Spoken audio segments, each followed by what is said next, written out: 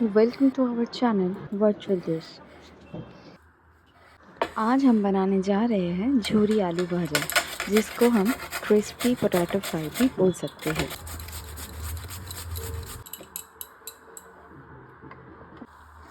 अगर ये आपको पता ना हो तो ये ज़रूर याद रखें, आलू को पानी में ज़रूर भिगोएं, क्योंकि पानी में भिगोने से इसका जो अतिरिक्त स्टार्च होती है वो हटाने में मदद मिलती है और इसका टेक्सचर और क्रिस्पीनेस में भी बहुत सुधार होती है। आलू को भिगोने के बाद उन्हें छानकर अतिरिक्त पानी निकाल लीजिए।